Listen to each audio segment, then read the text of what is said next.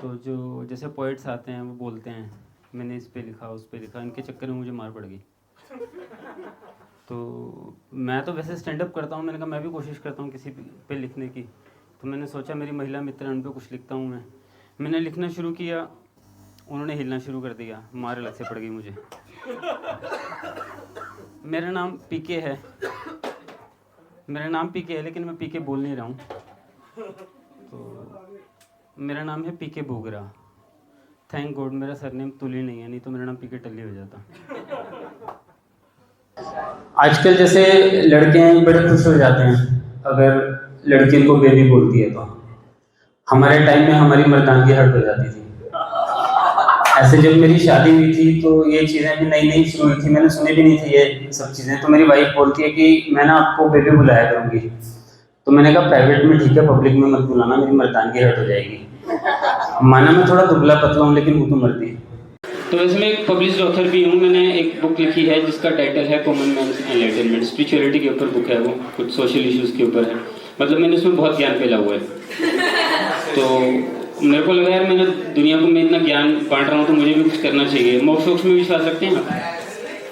तो मेरे मन में भी आया कि मोक्ष के लिए मैं कुछ करता हूँ। तो एक दिन मैंने कठोर तपस्या की 8 घंटे बेड पे लेट के। तो मेरे सामने भगवान प्रकट हुए। वो जो भगवान थे वो अरुण गोविल जी थे और पीछे दारा सिंह जी खड़े हुए थे गदा लेके। तो पहले तो मैं खुश हुआ, मेरे को हेसिटेशन भी हुआ, मैंने फिर भी पूछ लिया। मैंने कहा अरुण गोविल जी आप तो नाटक वाले भगवान हैं। तो उन्होंने जवाब दिया बेटा जैसे भक्त वैसे भगवान मिलेंगे आपको। फेस्टिवल सीजन्स होते हैं, जैसे जन्माष्टमी होती है। जन्माष्टमी में औरतों को बड़ा शौक होता है अपने बच्चों को कृष्ण बनाने का। तो मेरी वाइफ ने भी बेटे को कृष्ण बनाया और उसकी फोटो खींच के बड़ी खुश हो रही थी। मैं भी खुश हो रहा था थोड़ा उसको देख के कि मतलब औरतें ये तो खुश होती हैं कि मेरा बेटा कृष्ण बन गया, उनको ये नहीं ध्यान में रहता कि उनका मामा कौन था। तो मैं तो खुश हो रहा था, मतलब सारे औरतें तो ऐसे ही हैं कंस जैसे। अपने बेटे को कृष्ण देख के भी खुश हो रहा था और मन में मैं सोच रहा था कि मेरा सारा जो है उसको कंस रूप में नजर आ रहा था। लेकिन एक चीज होती है कि आपको अपने जैसे कर्मों के फल मिलते हैं, अगर आप बुरा सोचते हैं बुरे का भी फल मिलता है। मैं खुशी हो रहा था, मेरी बहन ने जो है मेरे भांजी की फोटो कृष्ण बना के भेजी। मतलब मेरे को भूल जाता हूँ मैं कभी कभी ना, ऐसे आदत है थोड़ी सी भूलने की। तो वैसे तो आपको बताया जैसे मैं शादीशुदा भी हूँ, बच्चाशुदा भी हूँ, लेकिन कभी कभी मैं भूल जाता हूँ। तो मैं एक दिन मतलब कई बार इतना भूल जाता हूँ कि मैं कई बार लड़की देखने भी चला जाता हूँ।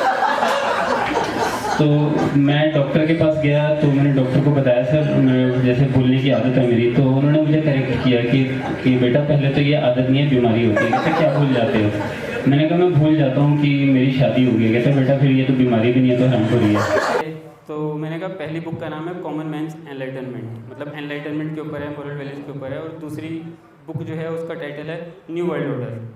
कहता अच्छा आप दुनिया हिलाने की बात कर रहे हो, मोरल वैल्यूज़ बड़ी बड़ी वैल्यूज़ की बात कर रहे हो। कहता पोपट लाल लगते हो अपनी सोसाइटी के और तारक मेहता बनने की कोशिश कर रहे हो। एक दिन मैं घर पे बैठा हुआ था, फ्रस्ट्रेटेड सा था थोड़ा। मैं बहुत ज़ोर से चिल्लाया, मतलब आप बिलीव नहीं करोगे, मैं बहुत ज़ोर से चिल्लाया। थोड़ा और तेज़ चिल्लाता तो घर के सारे कांच टूट जाते।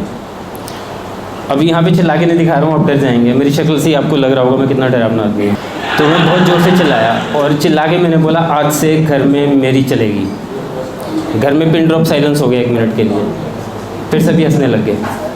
वहाँ से मेरी स्टैंड अप कॉमेडी की शुरुआत हुई थी। मेरी भूलने की आदत है। एक दिन क्या हुआ, मैं लड़की देखने चला गया। तो लड़की देखने गया तो वहाँ पे मैं अकेला गया था लड़की देखने, मेरे साथ कोई रिश्तेदार जाता नहीं था। मुझे उस टाइम समझ में नहीं आता था कि मेरे साथ जाते क्यों नहीं है लोग। तो वहाँ पे लड़की वाले आए हुए थे पूरी बारात लेके कि लड़के को परखना पड़ेगा कैसा है कैसा नहीं है। तो वहाँ पे गए, थोड़ी देर बातचीत हुई तो उसके पेरेंट्स ने बोला कि आप दोनों अलग से जाके बात कर लो जो आपको बात करनी है।